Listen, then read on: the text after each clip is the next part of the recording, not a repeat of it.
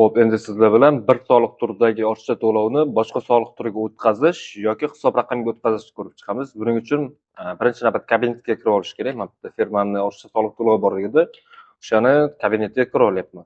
Kirib olganimizdan keyin xizmatlar degan bo'limiga o'tamiz. Xizmatlar bo'limida endi qidirish tugmasiga ortiqcha deb yozsak o'zi kelib chiqadi bu yerda. Mana yuridik shaxslar ortiqcha soliq to'lovini summalarini qaytarish. Mana shu ustiga bosganimizdan keyin bizga hududni tayyorlang dedi. Hududni tanlab olamiz.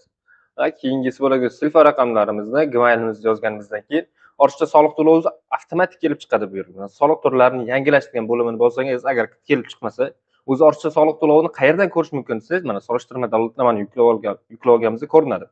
Solishtirma davlatnoma bo'limiga o'tamiz bu yerdan. Bu yerda bizni soliq bilan bizning korxonamiz o'rtasidagi soliqlar bo'yicha yo ortiqcha yoki soliq turi qarzdorligi mavjudmi yo'qmi ko'rish. Aktsiverkani mana shu yerda ko'rsa bo'ladi. Solishtirma davlatnoma ham o'zi shunday. Hop, masalan, bugungi sanani tanlaymiz, yangilash tugmasini bosamiz. Xohlasangiz hudud yangilashni bosib olib, keyin yangilash tugmasini bosib oling. Mana qisqa bu, batafsil bu. Hozircha men qisqani yuklayman. Buni keyinchalik to'liq tushuntirib beraman sizga. Qanday nima ekanligini, qanday tushunish mumkin, qanday o'qish mumkinligini.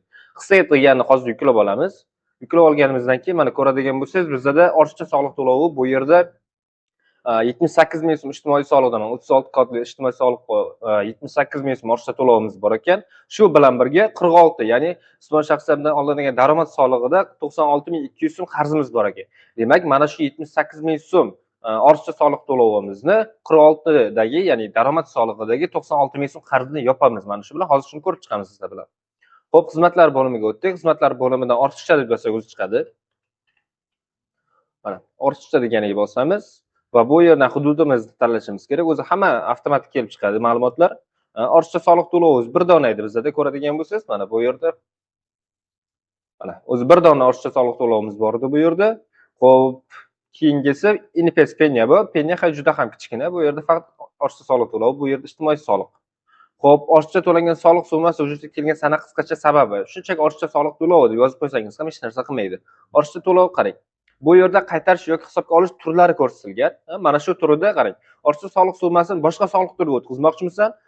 Ortiqcha undirilgan summani boshqa soliq turiga o'tkazishmi yoki ortiqcha to'langan summani shaxsiy hisobotga qaytarishmi? Mana bu eng oxirgisi bank hisobotingizga qaytarish bo'ladi. Bizda hozir bank agar mana shuni tanlaydigan bo'lsangiz, sizda arizangizni ko'rib chiqishadagi ma'lum bir sana, masalan, o'rtacha 15 kunlar vaqt ketadi adashmasam, sizning hisob raqamingizni qaytarib berishadi pulni. Bu juda ham qiyinroq.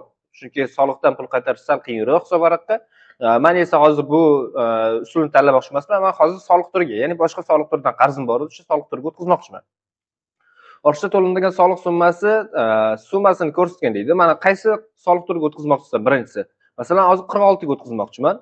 Chunki menda 46 dan qarzim bor, ya'ni daromad solig'idan qarzim bor. Agar men 46 dan qarzim bo'lmasa, masalan, hozir men aylanmadan olinadigan solig'idan qarzim yo'q bu yerda. Ko'radigan bo'lsangiz, hammasi 0 joyida. Men ortiqcha to'lovimni aylanmadan olinadigan soliq turiga o'tkazmoqchi bo'lsam, buni qo'yishmaydi. Chunki ma'lum bir soliq turidagi ortiqcha to'lovni aynan qarzi bor soliq turiga o'tkazish mumkin. Masalan, hozir menda 100-soliq turi aylanmadan olinadigan soliqdan qarzim yo'q. Men hozir mana shu arizani yuborganim bilan, lekin mana shu ariza qo'llab-quvvatlanmaydi, ya'ni rad etiladi. Chunki meni ortiqcha soliq to'lovim 100 soliq to'lov, ya'ni aylanmadan olinadigan soliq turiga qarzim mavjud bo'lmaganligi uchun o'tmaydi. Mana aydan o'sha soliq turidan qarzim bo'lsagina, ya'ni 46 dan hozir qarzim bor, daromad solig'ida mana shu 46 ga o'tadi. Qolgan soliq turlariga o'tmaydi. Xo'p, mana shu yerda yozdik. Ortiqcha to'lov, ortiqcha to'langan summani boshqa soliq turiga o'tkazish. 46 da qarzim borligi uchun 46 ga o'tkazyapman. Aytdim, 100 ga o'tkazsak 100 da qabul qilmaydi. Chunki bundan qarzim yo'q. Meni faqat 46 dan qarzim bor. Demak, faqat 46 ga o'tadi. Xo'p, boshqa soliq turiga o'tkazilgan summani kiritgin deyapti. Menda ortiqcha to'lovni hammasini o'tkazmoqchiman. Chunki menda 78 ming so'm ortiqcha soliq to'lovim bor, 96.200 so'm qarzim bor.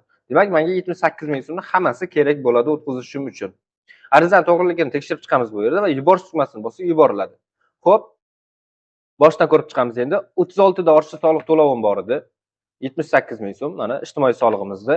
O'sha ijtimoiy solig'imizdagi ortiqcha to'lovni biz ortiqcha to'lov deb yozdik mazmuniga. Ortiqcha to'langan summani boshqa soliq turiga o'tkazish turini tanladik. Hisobotga emas, boshqa soliq turiga o'tkazishni. Aynan qarzimiz bor soliq turida, ya'ni 46 daromad solig'idan qarzimiz bor edi, 96.200 so'm.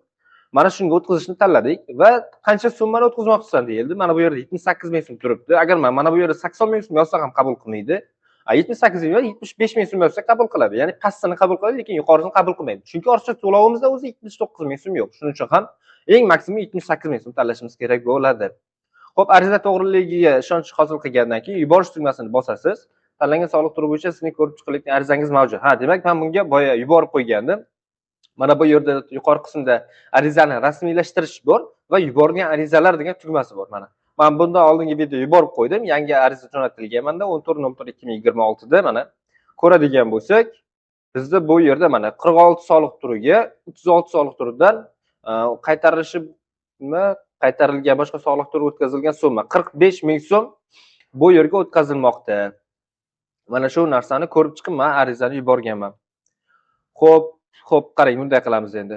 Yana ozgina yuborsak bo'ladi. Bunday qilib 36 soliq turini tanlaymiz va ortiqcha to'lovni bosamiz. Bu yerda soliq turiga 46 ni bosamiz va mana bu yerda yana aytaylik 30 ming so'm yozsak bo'ladimi-kan? Yana bir ikkinchi marta 45 ming ustiga yana 30 ming so'm. Yo'q, bunaqasi bo'lmas ekan. Xo'p, mana shu holatda arizani yuborsak bo'ladi, lekin mana shu arizani qaytarib yuborishimizda bitta narsani bilishimiz kerakki, faqatgina bu arizani yuborish ijtimoiy soliqda, daromad solig'ida, boshqa aylanmada olinadigan soliqda, MPS pensiyalarda, fuqaro jamg'arma organi jamg'armasida, to'lov ma'muridan ushlab qolinadigan mol-mulkni ijara berishdan daromad soliqlarida ishlaydi. Lekin bitta minus tarafi bu qo'shilgan qiymat solig'ida ishlamaydi. Qo'shilgan qiymat solig'i umuman boshqa mavzu. Qo'shilgan qiymat solig'idagi ortiqcha to'lovni boshqa soliq turidagi qarzga o'tkazishning imkoniyati yo'q. Chunki qo'shilgan qiymat solig'i bu umuman boshqa mavzu. Mana bu qolgan alternativ soliq turlari bu umuman boshqa mavzu. Shuning uchun ham agar sizda qo'shilgan qiymat solig'idagi ortiqcha to'lovingiz bo'ladigan bo'lsa, buni boshqa soliq turiga o'tkazaman deb ovora bo'lib o'tirmang, chunki bu soliq turidagi ortiqcha to'lovni boshqa soliq turiga o'tkazib bo'lmaydi. Qolgan barcha solig'idagi 46 bo'ladimi, 36 bo'ladimi, 186 bo'ladimi, 100 bo'ladimi, qolgan hammasini o'tkazishning imkoniyati bor. Demak, mana shu holatga yuboriladi ariza.